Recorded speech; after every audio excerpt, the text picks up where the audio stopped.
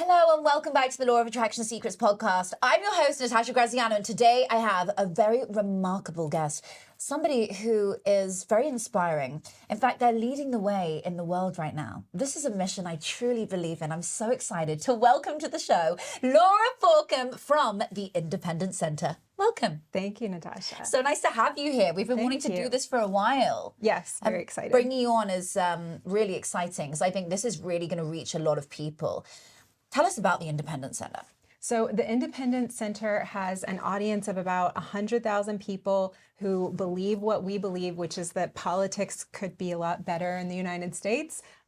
We talk to independents all the time who are interested in having more choice in their life, and they would like to find ways to be more engaged. But, you know, of course, we just went through an election and an inauguration, and it wasn't very pleasant for people. And so what we're trying to offer to people is more choice in their politics and just in their lives overall. I think that's so important to give people that freedom, freedom of speech, freedom of happiness. Something that one of your morals, I guess, that you guys believe in is around the freedom and fulfilling your potential and being able to do that. What does that mean to you? So we think that, you know, of course, people know how to live their lives and what's important to them and who they are. They're the experts in their own lives. And what we think is really important is a way of thinking about life and also politics and government that says, you're the expert. What is important to you? Who are you? And how do we make a society where people get to do the things that are important to them? Because we're all better off when people are pursuing the things that make them passionate and that light them up and that are important to them. We have to trust people to do the things that are best for them. And How do we get there? How do we get there? So I think one of the things that's really important is that often we hear from our audience, from independents, that they don't want to participate in political life because neither side represents them. And so what we're interested in is finding ways for them to engage politically at the local level, at the state level, in federal elections, right? But to find ways to participate so they can voice what's important to them, because we think the really important thing is for them to have their values and ideas and policies represented in government, but also in all areas of their lives. So is it almost playing with the idea of not having a president almost? Is it like an independent sort of, or do you feel like we need a president?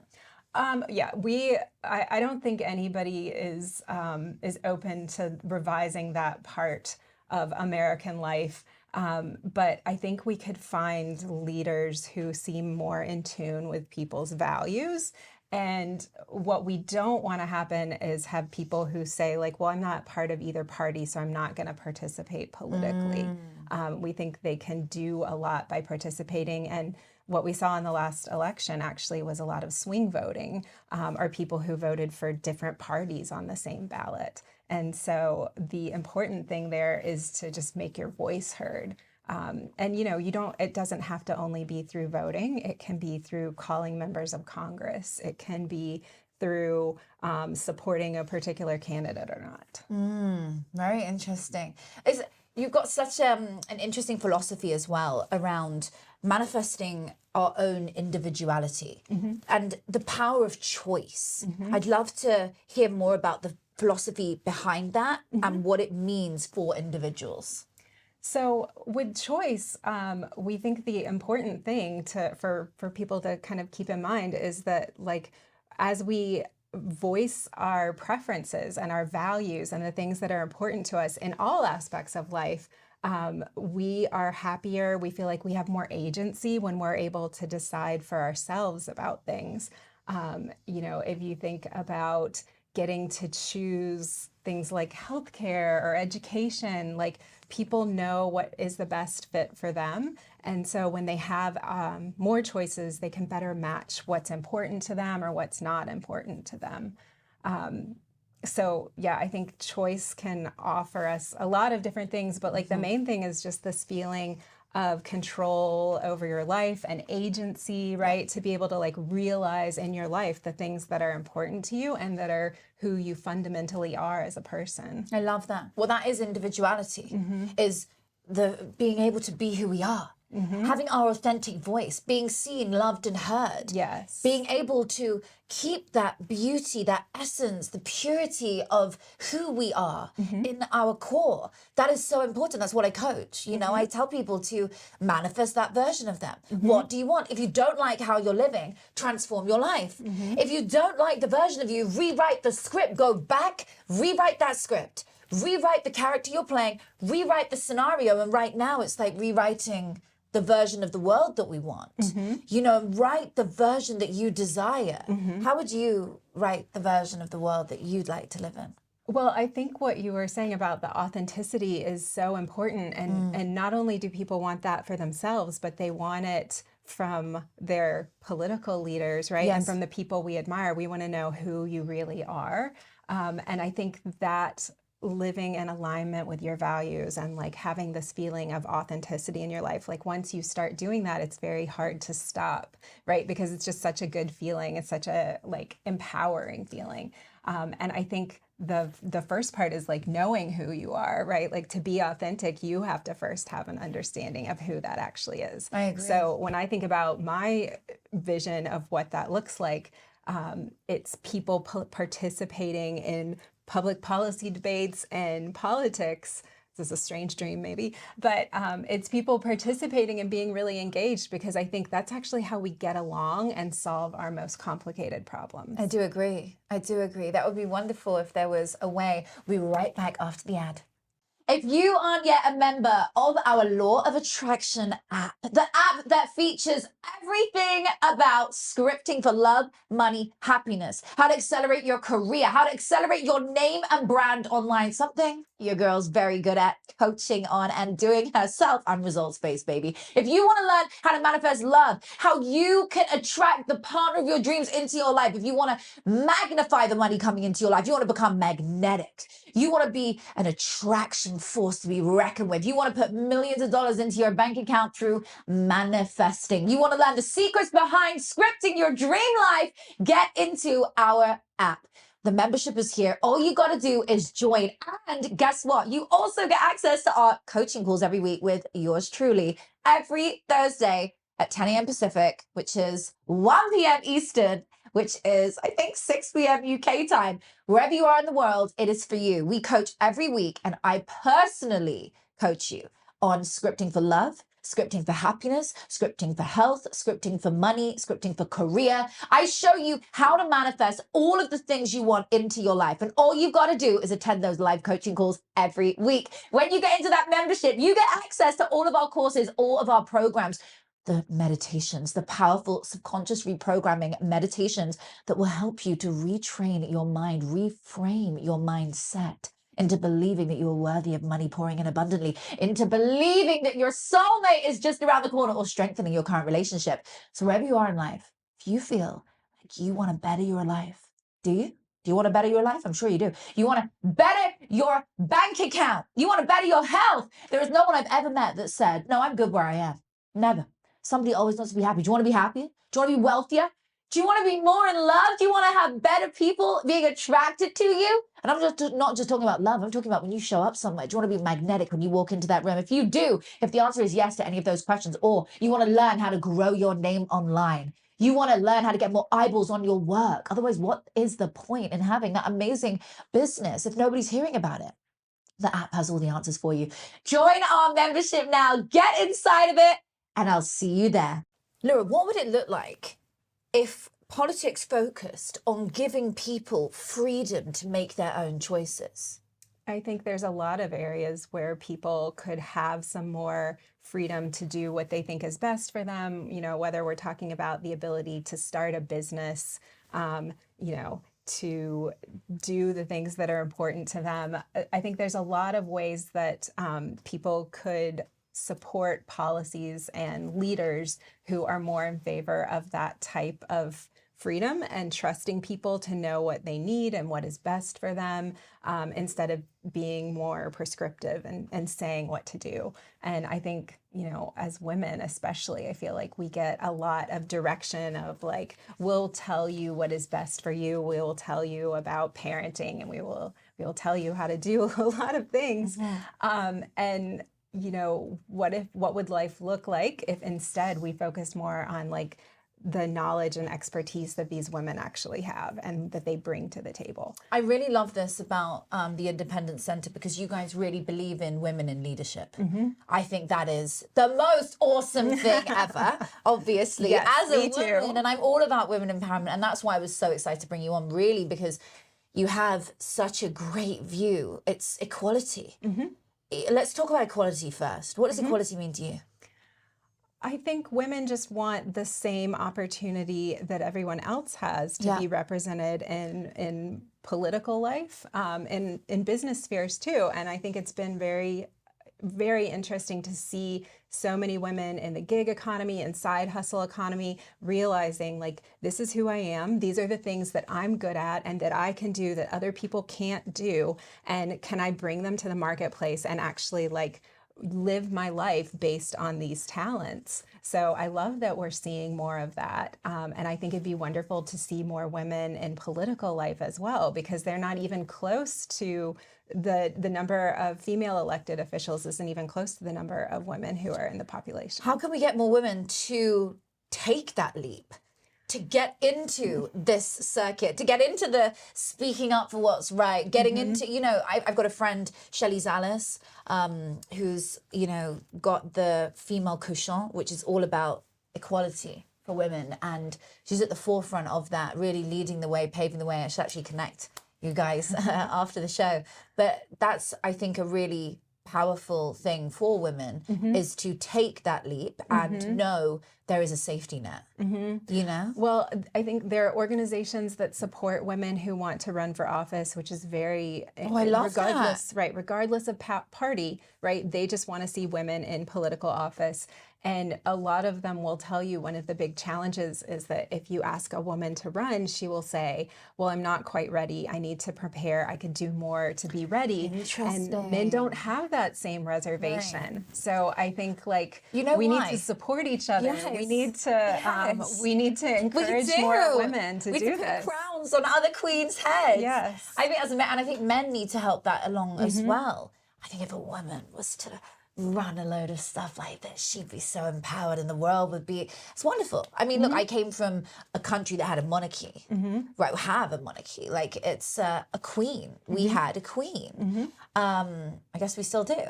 But like, the reason I mention that is because that's how I've been raised, with that power, with that idealization of a female, that's an interesting difference. Yeah, we've been raised like that, to know the utmost respect. It's why British gentlemen, slightly off topic, but someone will like this today. It's a British gentleman. They are so elegant with their ways.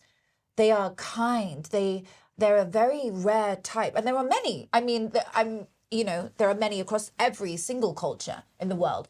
But I'm talking currently just about the British people. But that's because if you go back in the days, it's because you're looking at the monarchy and the aristocrats and the way they were raised and the respect they have for the Queen.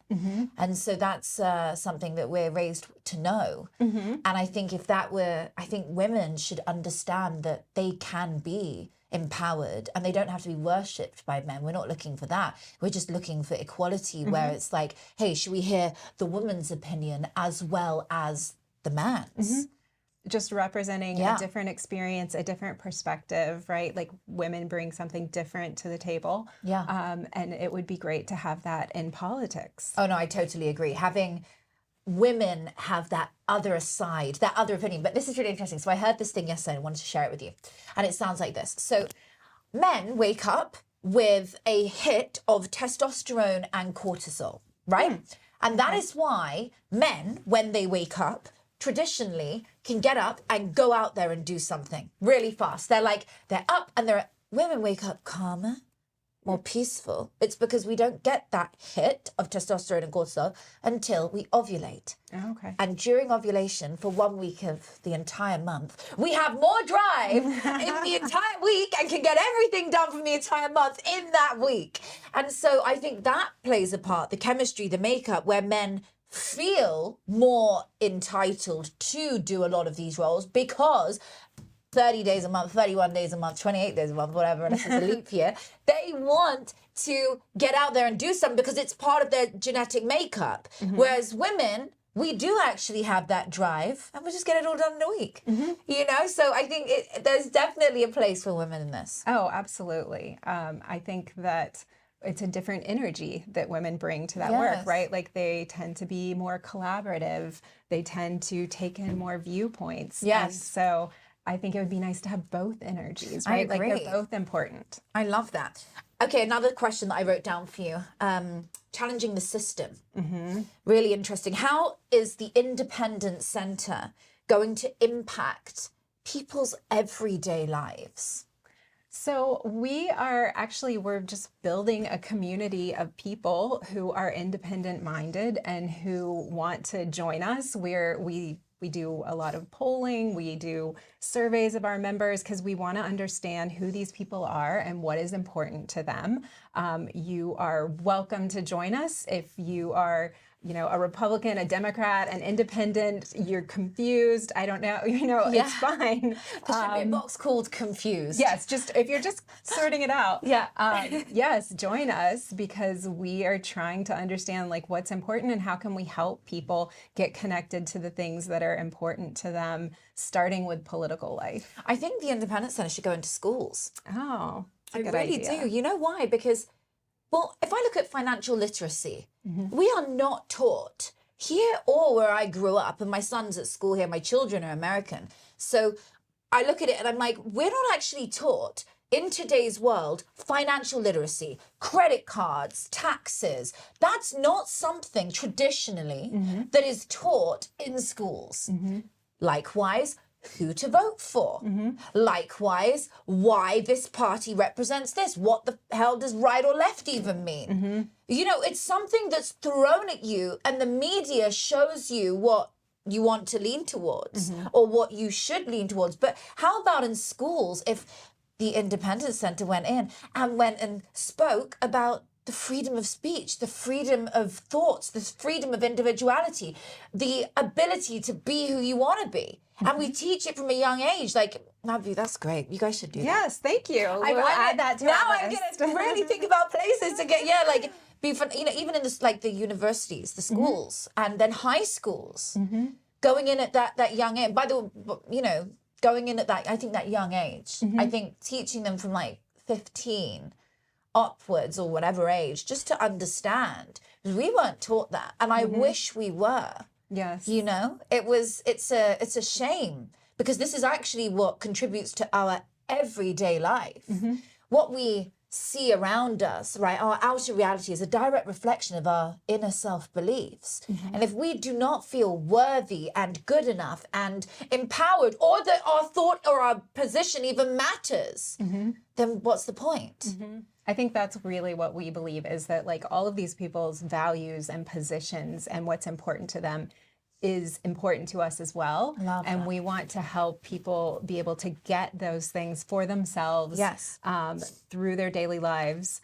And, you can do that regardless of which political party you support, right? Like the main thing is not that there's a party that you belong to that's the answer, but like you decide. You're the expert in your own life and let's have politics work for us. That's so good. When you were a young girl, what was your dream? Who did you want to be?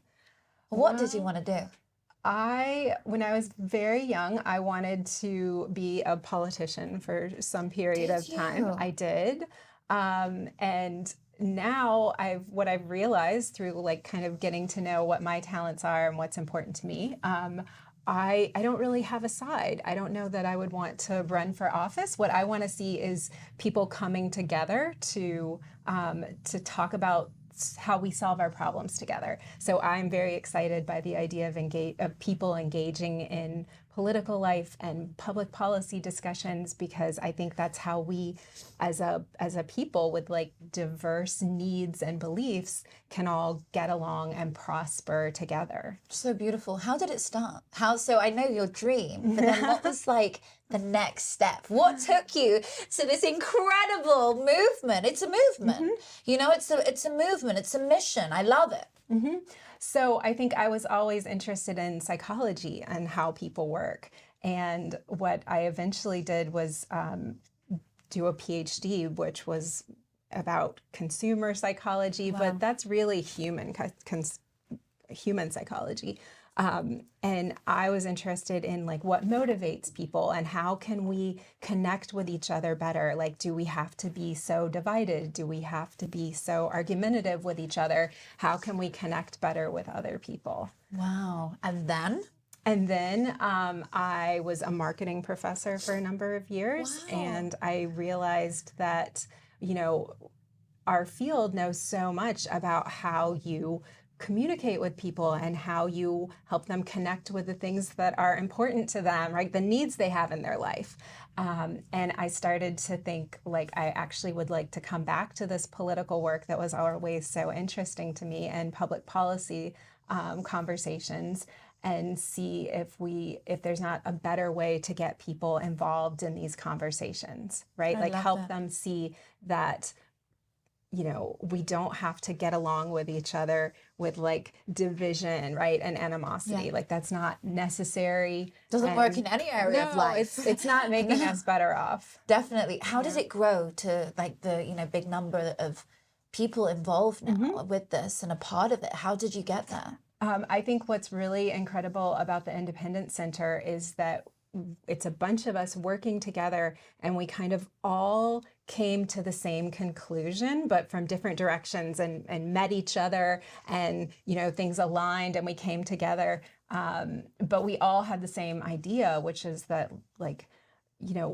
what we're doing right now in the United States is not working for a lot of people. And there are a lot of people who feel like their voice isn't being heard because they don't want to participate in a political process or even conversations, right? Where they feel like, you know, people will get angry at me if I say what is important or who I voted for, right? And so I think we have all kind of felt like we could do this a lot better. We could offer people more choice in their lives. We could offer them more choice in the policies they vote for and the candidates that they vote for. But we have to, you know, like understand what's important to people and how to reach them and get people to get engaged in politics again. I like that. Getting engaged is a big part of it. Is how do we do that with today's world? Like, I personally, from my perspective, believe social media is the answer to so many problems because it's also the lead of so many problems, but it could also be the solution. It's the place to get people engaged. You know, I teach that. Like,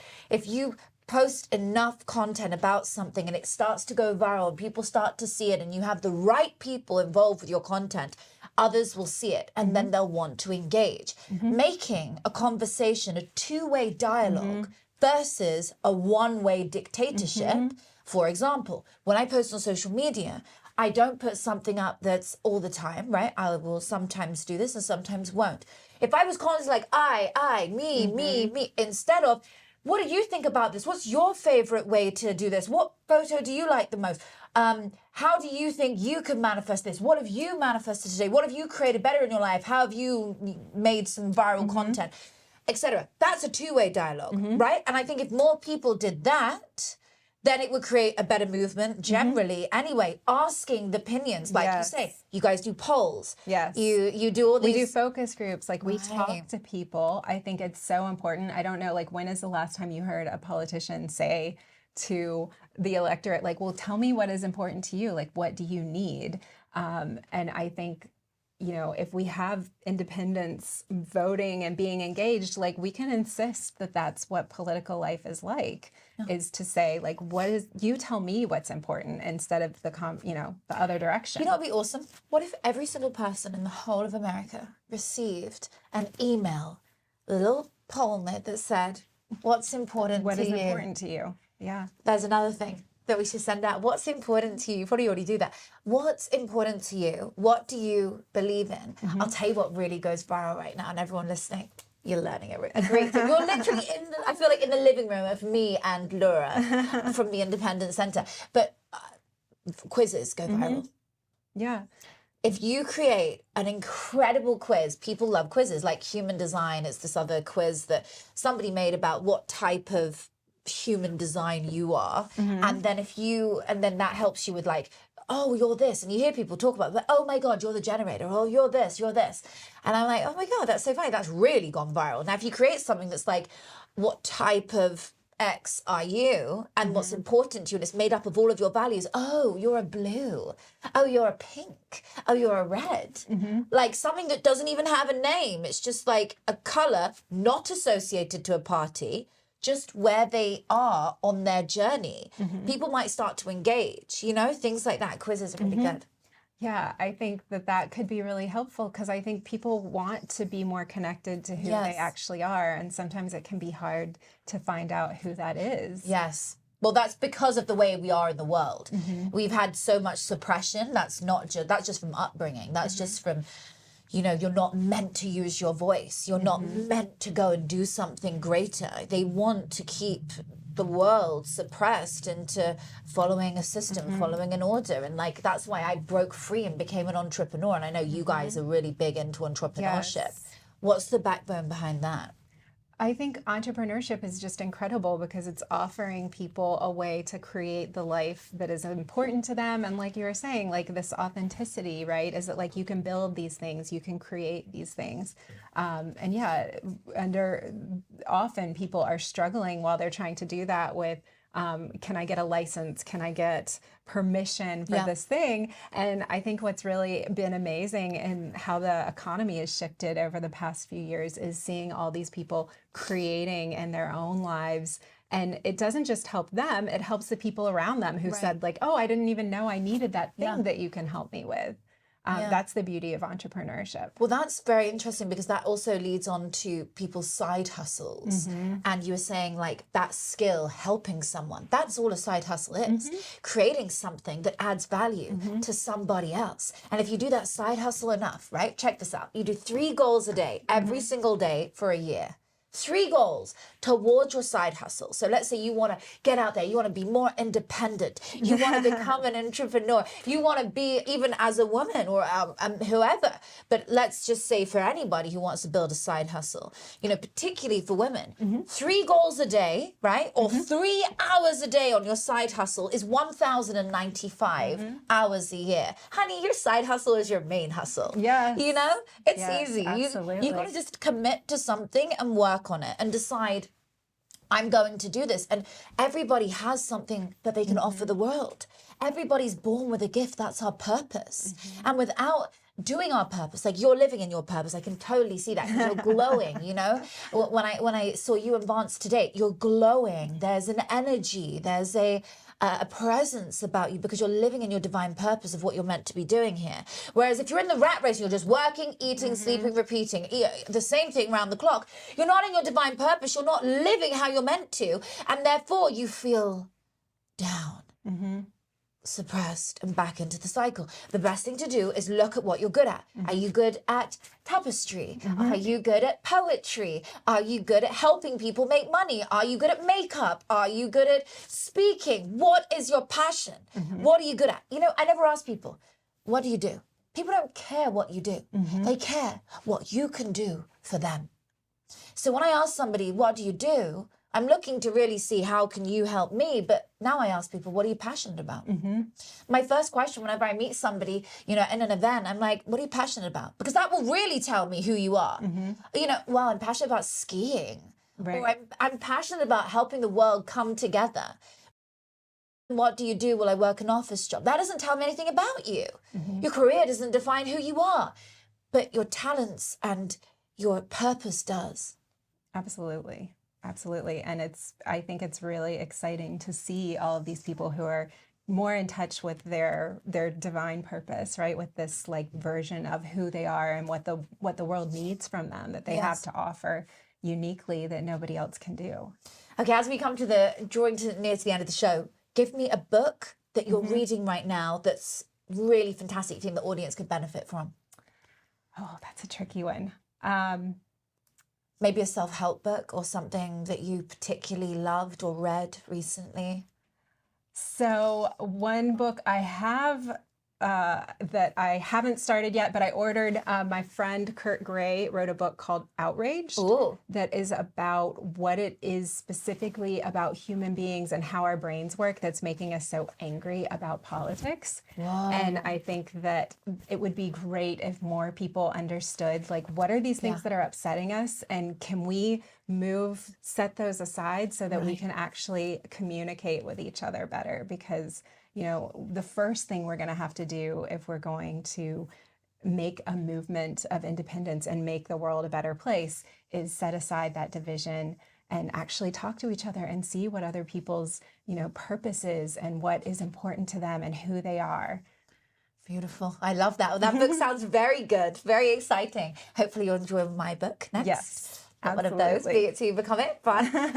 Well, I think that's all we have time for today. I've loved talking to you. I really have enjoyed. Is there anything else that you'd like to share with our audience, where they can reach you? Yes. Perhaps anything that final message you want to give across? Yes. Well, if you are, feeling like you don't have a political home or like politics is not the place for you, I hope you will come join us. Our website is independentcenter.org. We have a newsletter that we send out, and we are asking people like, hey, tell us what you think. Tell us what is important to you. Here's how we can all make our lives better together. So if that sounds like you, I hope you'll come and join us. The newsletter is awesome. The link is below. Get the newsletter. I think that will just keep you up to speed with a really nice version of the world. Yes. That's a great place to start. The Independent Center is fantastic. Get that newsletter, you guys.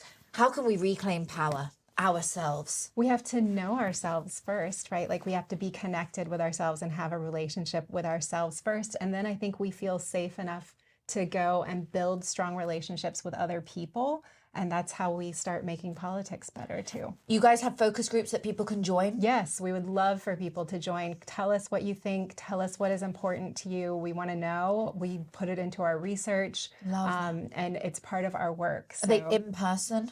We can do it virtually. So you don't even have to come to us. We can make it convenient, but the important thing is to just make your voice heard. That's so beautiful. And there's people in every state? Mm-hmm. Wow. Absolutely. Fantastic. I can't wait for everyone here to let us know how the newsletter goes for you. Join it. It's below. The link is below. Lura, thank you for coming on. It's been a pleasure having you here. The Independent Center is the way forwards. I think we need this in the world. Thank you so much for being here, guys. The links are below. If you have any questions, please feel free to DM you guys. We're going to put your Instagram handles below so that they're able to ask you questions about how do we do this? What do I do? I'm sure people have lots of questions. Thank you so much for tuning in, guys. I'll see you again next week.